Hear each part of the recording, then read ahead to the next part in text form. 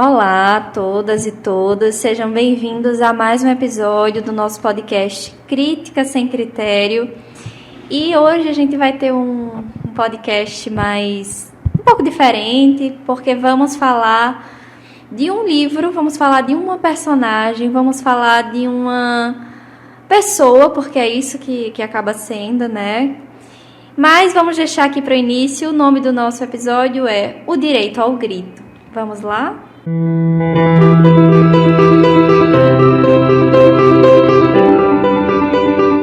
Então, O Direito ao Grito é um dos 13 títulos do livro de Clarice Lispector, que tem como um título central A Hora da Estrela.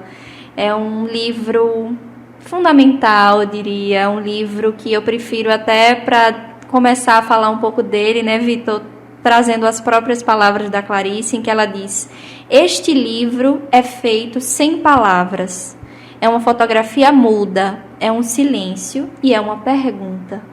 Então, é muito importante que a gente possa, através deste livro, através da personagem que Clarice Lispector vai construindo e, ao mesmo tempo, colocando para fora como algo que já estava nela, a importância da gente falar sobre essa personagem. Pois é, Tainá, exatamente. Olá a todos e todas, né?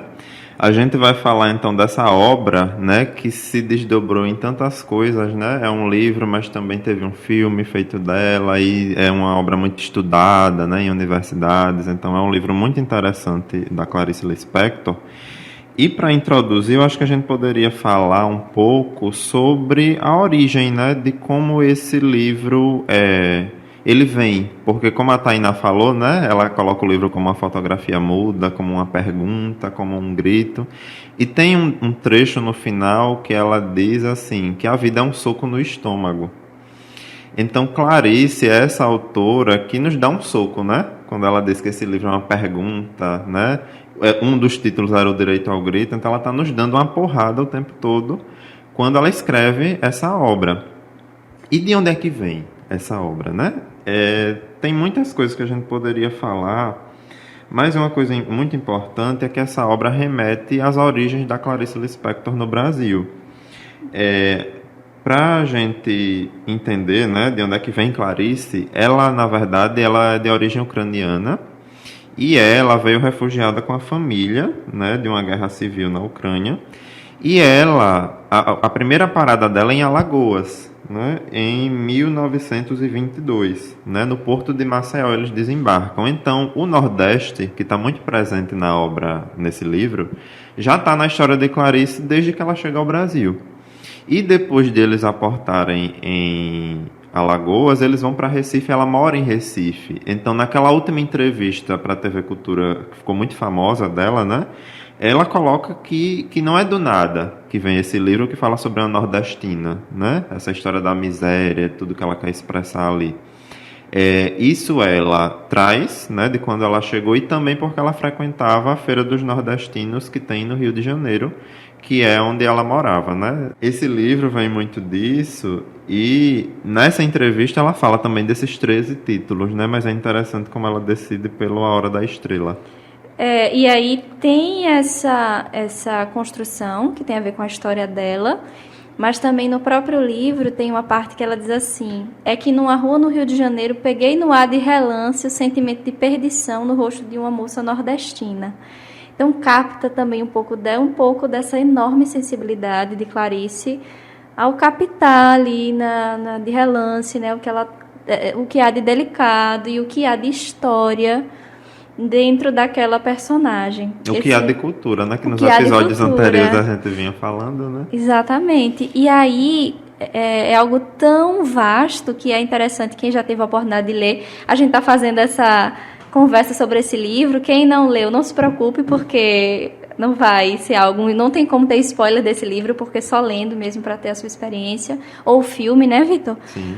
Mas é muito interessante que Clarice, né, e também é importante a gente lembrar que ela vai fazendo essa narrativa como se fosse um narrador masculino, né? E aí ela vai fazendo essa narrativa, primeiro dizendo da importância que tem para ela. Ela não sabe ainda como fazer isso, mas que ela precisa colocar para fora, ela precisa extrair ali aquela personagem, da importância que é. Então, acho que a gente, até para colocar um pouco, iniciar a fala de quem é essa pessoa, quem é esse sujeito, que Clarice vai, de uma forma tão carnal e, ao mesmo tempo, tão sensível, trazer essa personagem. Exatamente, Tainá. E é importante, né, isso que você traz, porque eu lembrei também que a Suzana Amaral, que foi a diretora do filme, né, que está disponível inclusive no YouTube, para quem quiser ver gratuitamente, ela coloca que a impressão que ela teve quando ela leu o livro para poder fazer o filme, para dirigir o filme, é que a Clarice tinha uma necessidade de verter, né, de vomitar esse livro. Ela tinha necessidade de botar aquilo para fora. E é o primeiro livro que a gente vê uma crítica social mais contundente, né? Se a gente for ver os romances da Clarice anteriores, não tem tanto essa pegada que a gente vê nesse livro. Então, como é interessante a gente perceber na leitura também esse vômito, né? Sim, e aí então vamos falar de quem é essa personagem, né? Até quando ela vai se apresentar a primeira vez, né, para um outro nordestino lá que pergunta o nome dela, ela diz Macabea, né? E ele pede para ela repetir, Maca o quê? Ela diz Macabea. Macabea era uma jovem de 19 anos que ficou órfã muito cedo dos pais, aos 2 anos, e aí passou a morar com uma tia em Alagoas também, daí a importância maior ainda da gente falar dessa personagem junto a Clarice. E aí Macabea vai para o Rio de Janeiro, vai morar com a tia, só que essa tia também morre e ela se vê perdida, solta, sozinha no mundo. Só que essa tia tinha colocado ali como um ofício de grande importância para ela a questão de ser datilógrafa. Então ensinou como é traçado ali por Clarice com muito pesar, ela tentar encontrar essas teclas, e aí é colocado no livro como para ela é difícil encontrar essas letras e ao mesmo tempo não até sujar as páginas, porque Macabea não tem essa ideia ali do que seria mesmo a limpeza, a higiene, então Macabea suja as páginas, né? E tem muita dificuldade de escrever. Então uma coisa que a gente já vai entendendo, traçando em Macabea, é essa jovem que pouco ou nada parece entender ou se implicar diante da vida, né? E falando um pouquinho mais da Macabea, né? Então ela era essa pessoa, vamos dizer assim, simples, que vem ali do Nordeste, e ela precisa se hospedar numa pensão, né, com outras pessoas, então ela vai dividir quarto ali com outras pessoas, e a gente vê muito isso no filme, né, os momentos ali que ela tá interagindo e tal, e ela sempre, uma coisa que marca muito ela é que ela se desculpa por tudo, né, e às vezes até fora de contexto, assim. Ela às vezes não entende muito o que é falado ali, ela se desculpa, né? Então ela sempre tem essa atitude, né? E ela vai causando meio que um estranhamento ali dentro, né? Daquela pensão, naquele convívio, porque ela traz uma cultura diferente, né? Um jeito de ser diferente, um modo de se portar. Então ela causa ali um choque com aquelas pessoas. Por outro lado, a gente vê também que ela é acolhida, de alguma forma ali, diferente do trabalho, que é um ambiente que me parece mais hostil para ela, ali naquela pensão ela tem algum acolhimento, né? Mesmo que as pessoas deixando transparecer que estão estranhando quem ela é, o jeito de ser dela, mas ela tem um acolhimento diferente do trabalho, não é? Uhum. E aí, esse estranhamento dessa personagem Macabea, que a gente quis trazer aqui no podcast hoje, como a literatura vai nos servindo, isso está presente também na nossa vida, né? O quanto que a gente encontra de Macabeias no nosso dia a dia, na nossa vida.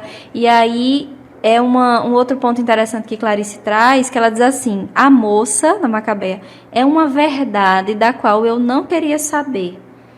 Então, tem essas pessoas na vida. Quem são esses sujeitos que a gente, na verdade, não queria saber que existem? Que são pessoas que incomodam, porque tem a ver, né, com essa origem, com essa forma ali de enxergar a vida, de, na verdade, ter uma oportunidade muito pequena, né? Macabea diz lá tanto na narrativa ali do filme quanto do livro, que a coisa principal da vida dela, a única paixão é goiabada com queijo. E ela se refere a ela mesma, que ela costuma, né, que a Clarice Lispector disse, quando ela acorda de manhã, ela se olha no espelho e fala sempre essas 3 palavras para lembrar de quem ela é, porque até para ela saber quem ela às vezes se perde. E aí ela repete: eu sou datilógrafa, sou virgem e gosto de Coca-Cola.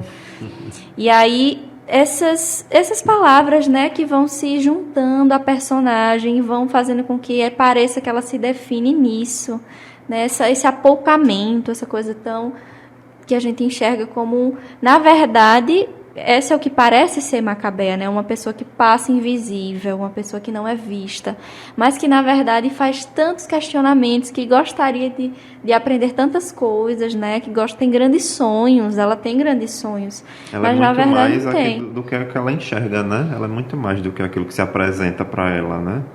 E aí, Tainá, é importante isso que você trouxe, desse encontro, né, com verdades que a gente costuma não querer encontrar, a gente ignora, não quer se aprofundar, porque no nosso cotidiano a gente tá cheio dessas verdades e de pessoas que trazem essas verdades pra gente, né? E Macabé é uma dessas pessoas e que muitas vezes a gente, em vez de enxergar todas essas possibilidades que a gente poderia ver e aprender, né, e buscar entender muita coisa, a gente procura rechaçar, porque a gente às vezes se acostumou com acho que até a Clarice fala isso, né, que a gente se acostumou com a mentira, alguma coisa desse Sim, tipo, né? A gente se acostuma, né? E às vezes não, a Marina Colasanti, né, que também era uma leitura de Clarice, e eu acho que a Marina Colasanti teve algum contato com Clarice enquanto ela era viva e traz isso, né? Então acho que tem um pouco a ver com a Macabeia, né? De a gente se acostumar a essa mentira. E a realidade de Macabeia parece o tempo todo querer ainda limitar a possibilidade dela. Então, quando Macabeia começa a querer questionar algumas coisas, a querer refletir o tempo todo, dizem a Macabeia é assim mesmo, não vai querer saber, isso não é coisa para a moça direita saber, não é assim. E aí Macabeia fica cada vez mais situada no mesmo local em que ela foi inicialmente posta, né? E ela é um certo incômodo, né? Então, não, você pergunta demais. Eu sei lá o que é isso. Ela faz umas perguntas, né? Até durante o filme. Que o namorado, né? Eu diria entre aspas namorado, porque... Entre aspas, bastante. Porque a conexão ali parece que não rola, um casal ali muito sem química, né? Mas ele se incomoda demais com as perguntas dela. E ela sempre muito questionadora, quer saber. Ela quer buscar e ele meio que fica querendo rechaçar. E às vezes, sem perceber, a gente faz isso, né? Isso a gente faz. E ainda mais chegando aqui problematizando a questão da saúde, da medicina, a gente faz muito isso, né? A gente limita a pessoa àquela posição realmente do paciente. Não, espere, não é assim não. Aqui dessa forma, você não pode chegar até aqui, né? Não que não haja algum limite, mas que vai ser traçado junto, né? Mas parece que o que há em Macabé é um certo aprisionamento daquela pessoa. E aí eu acho muito legal, aqui até no filme, o filme é muito bom, acho que vale a pena assistir.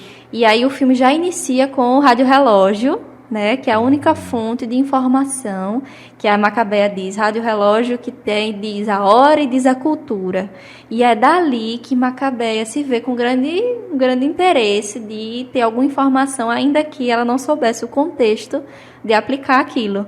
A dificuldade em captar, né, a informação, mas ela muito curiosa vai escutando ali, vai extraindo as palavras, a linguagem, né, alguma coisa da linguagem que dê um sentido até para a vida dela. E aí isso é muito interessante, né, Vitor? Porque aí tem até uma hora que ela fica muito perguntando, mas o que é... Tem uma vez que falaram de álgebra, que ela escuta álgebra. Mas o que é álgebra? Ela fica querendo saber, mas o que é isso? E aí é quando o Olímpico, esse suposto namorado dela, pergunta, você tem medo das palavras? E é isso, ela fica sempre perguntando ao outro qual é o sentido, o que é que significa, e aí nunca há uma aposta para que ela mesma possa tentar encontrar ou alguém possa direcionar. Ela fica querendo que o outro que diga, o outro que ajude, e realmente pouquíssima, quase ninguém ali vai dar alguma aposta macabeia, né? Todo mundo só reafirma que ela é feia, que ela não tem nenhum artifício de qualidade, e Macabeia vai ficando ali cada vez, né, menor, né? Mas ao mesmo tempo Clarice consegue ir mostrando mostrar a grandeza dela, né? No trabalho, por exemplo, ela é muito diminuída, fica sempre aquela iminência de ser despedida, demitida, né? Pelo jeito que ela age. Mas isso que você me falou me lembrou a sequência da Cartomante. Porque eu acho que aquela sequência da Cartomante, e que é muito legal porque quem interpreta no filme é a Fernanda Montenegro, né? Pouca gente sabe que a Fernanda Montenegro participou desse filme. Na sequência da Cartomante, a Cartomante coloca para ela fala de um tempo, né, em que ela se prostituía. Ela fala isso com todas as letras, isso causa um choque ali na Macabea. E ela diz que depois de um tempo passou a ser cafetina. E ela diz, eu uso essa palavra porque eu não tenho medo das palavras, né? E aí ela mostra a Macabea que é possível não ter medo das palavras. E aí ela pergunta se ela tem, ela diz que tem. Tenho sim, senhora, né? Mas aí a Cartomante é como esse lugar de revelação, porque a Cartomante também vai revelando, né, o destino que ela vai ter. E Clarice costumava frequentar a Cartomante, isso é uma coisa que ela diz. E que, inclusive, se eu não me engano, na entrevista que ela deu à TV Cultura, ela fala que a Cartomante disse uma coisa totalmente diferente do que iria acontecer. E eu acho que no livro é o que acontece, né? E a Cartomante está ali nesse lugar de revelação, de tirar essa coisa que rechaça a Macabea o tempo todo, de dizer qual vai ser o destino e de um lugar que não há medo das palavras, né?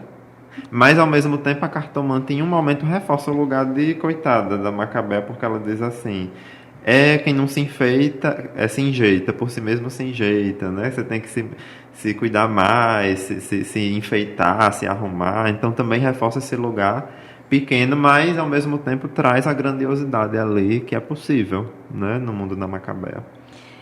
E aí também nesse enredo, a forma como ela vai trazer esse final, né? Que no final ela sugere que a Macabea vai ter uma grande hora ali, a hora da estrela, né? E eu acho aquela parte da morte de Macabea interessantíssima, né? E aí quando eu li esse livro me lembra muito aquela música do Chico Buarque, A Construção, quando ele diz: morreu na contramão atrapalhando o tráfego. Né?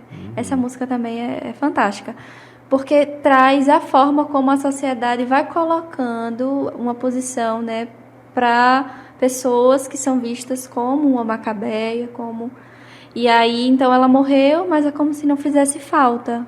Morreu, a construção ali atrapalhando o trânsito, então não tem nada, como se fosse isso, né? E era isso que a Macabea lutava, por ter um sentido, por ter alguma coisa que ela pudesse fazer ali pela sociedade, né? E aí, como é que a gente está, enquanto pessoas aqui da cidadania, como é que a gente está enxergando isso, como é que a gente está apostando nas pessoas que estão querendo crescer, estão querendo questionar, e há sempre esse limite. Essa falta de espaço. Né? Alguém que quer um lugar e toda vez, né, retirada desse lugar. E é muito interessante quando você fala disso, porque antes da morte dela no livro, né, a Clarice coloca assim, primeiro deixa ela viva, né? Deixo vocês com a vida. A vida é um soco no estômago. Então, eu acho que a Clarice reforça esse lugar desse soco, dessa denúncia, porque Macabea também é uma denúncia, esse grito, né? Esse direito ao grito que ela queria ali, né? Então acho que é tudo isso que você falou. E a gente falando assim de vida, de morte, e você falou mais atrás da medicina, eu lembrei que a Clarice, ela fala um pouco de um médico que atende a Macabea, né? E eu acho que tem muito a ver com o que você falou, às vezes o que infelizmente a medicina faz com alguém como a Macabea quando procura o atendimento. A Clarice, ela descreve o médico desse jeito: esse médico não tinha objetivo nenhum. A medicina era apenas para ganhar dinheiro e nunca por amor à profissão nem a doentes. Era desatento e achava a pobreza uma coisa feia. Trabalhava para os pobres, detestando lidar com eles. O seu sonho era ter dinheiro para fazer exatamente o que queria, nada. Então, acho que também é uma denúncia, né, de, às vezes, na medicina, se perpetuar essa coisa de rechaçar, de não levar em conta as questões culturais, de levar em conta a questão de classe social e da importância de levar em conta as queixas, a cultura dessa pessoa e ficar muito nesse lugar distanciado, né? E de, às vezes, nem gostar do que está fazendo, mas ali por um status, pelo dinheiro, isso às vezes acontece, né? Tá ali nesse lugar e não enxerga tanta coisa que uma macabeia pode trazer, né? Sim, e porque na verdade a doença vai ser como o Olímpico achou, né? Do nome dela. Vai achar que a Olímpico comentou de que o nome dela parecia uma doença de pele. Então, para o médico, pode ser que a macabeia que seja a doença, aquilo que deve ser eliminado, ela não deveria existir, ela incomoda. Então, é isso, né? Eu tô ali porque eu quero ter esse dinheiro, então a macabeia me incomoda, ela que eu gostaria de fazer sumir. E essa eu acho que é uma grande crítica que a gente pode trazer para a nossa psiquiatria, e não que não vai incomodar, que a gente não gostasse que fosse diferente, né? Sim. Mas no sentido de não se implicar em nada nessa questão, de apenas querer que aquilo suma. Ou né? fazer de conta que não existe, né? E não enxergar também, como você bem falou, esse potencial dela, esse direito dela ao grito. Como Não ver diz só a aqui, doença, né, também. não ver só esse grande problema, né? Aqui o outro título é Eu Não Posso Fazer Nada. Eu já ouvi isso, né? De médico, quando eu questionei algumas coisas. Não, eu não posso fazer nada. E às vezes, claro que a gente tem que lidar com as limitações. Mas eu não posso fazer nada não significa a gente não entrar junto nesse questionamento e enxergar que as macabeias têm grande espaço e precisam ser vistas e não invisibilizadas, como a gente tem essa amostra fantástica no filme. Até tem uma parte que Macabeia, ela querendo até se casar, né? Ela tem essa grande vontade de encontrar alguém. E aí ela olhando para um cara que ela pensa que está olhando para ela, e aí quando vê o cara é cego, ele estava olhando para o nada. Então sempre o filme vai mostrando o quanto ela está invisível nisso. Mas que ao mesmo tempo isso tem a ver, isso é colocado pelas pessoas, porque você não se enfeita, você não, ela também não se reconhece, né, como uma pessoa que tem esse potencial, e quando ela tem esse espaço para questionar, ela também vai sendo limitada.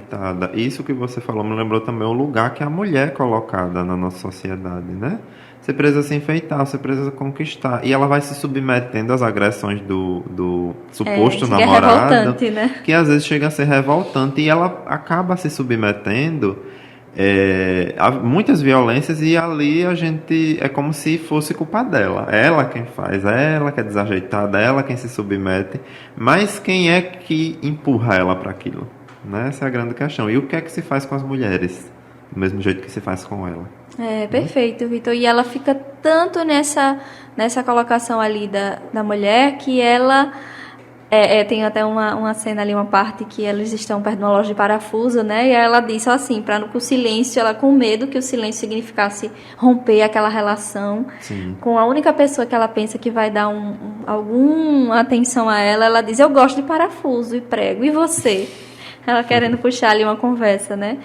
Então, isso mostra esse anseio dela por construir uma relação e ficar nessa figura, e ao mesmo tempo ela sendo muito maltratada. Quando ela quer cantar ali, ela faz canta, e aí ele diz, você não canta, isso aí é horrível, a sua voz cantando, e ela desculpa o aborrecimento, né? E ele sempre também se coloca num lugar assim de vaidade, de bonito, de alguém que vai ser importante, vai ser deputado, se eu não me engano, vai ser né? deputado. Então também mostra essa coisa do homem, né? Que ele estava ali, ele não era nada daquilo e provavelmente não iria ser. Ele estava na mesma posição dela, mas com uma construção masculina, né?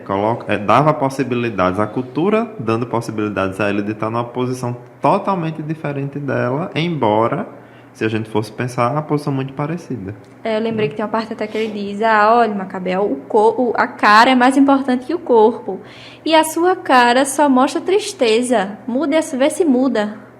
E ela pede desculpa e diz que por dentro até que ela é feliz, mas que não sabe mudar a cara, né? E aí ela sempre entrando nessa linha ali de punição, né? De Macabeia. E é interessante que Clarice diz, só eu que a amo, né?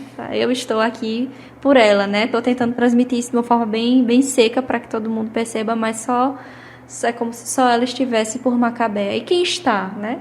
Vou pensar, quem está por Macabeia nos nossos dias atuais? Pois é, e você me falou uma coisa que lembrou também um certo paradoxo de Macabeia, que ela dizer que tem a felicidade dentro, mas tem uma dor muito grande dentro dela, uma angústia, que eu acho que essa angústia vem de Clarice, que inclusive na última entrevista que ela deu à TV Cultura, antes dela falecer, ela mostrava assim, tá, uma angústia muito forte dentro dela.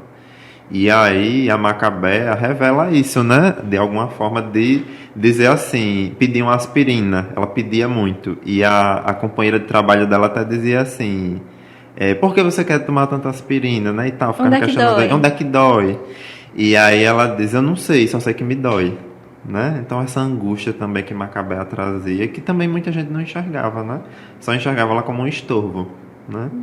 Verdade. Então, eu acho que a gente falar de Macabea traz comove, né? Traz uma questão que é essencial da gente pensar a respeito desse assunto. E exatamente. A forma que Clarice traz, e dentre esses 13 títulos, o que ela escolhe é o nome em que há uma aposta em Macabea, A Hora da Estrela, que ela queria ser uma estrela também de cinema, né? Tem muitos sonhos.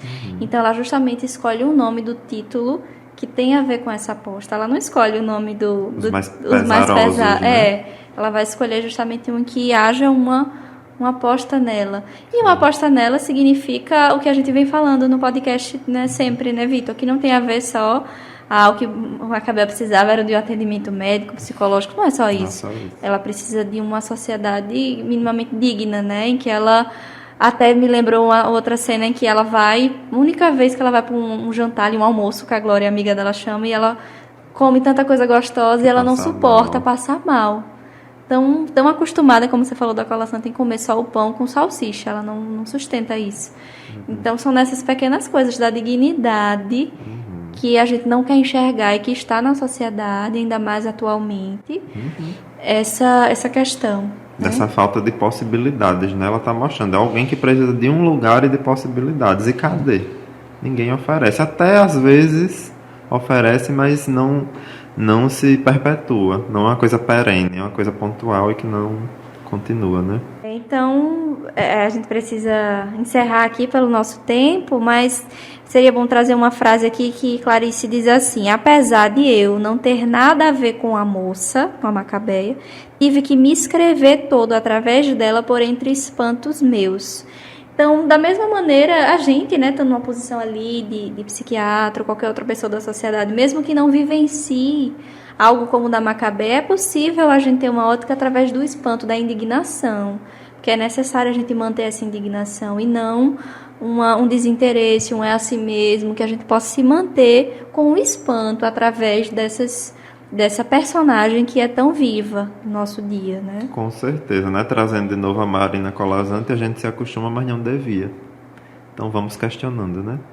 Então vamos ficar por aqui com A Hora da Estrela. Até a próxima. Até a próxima.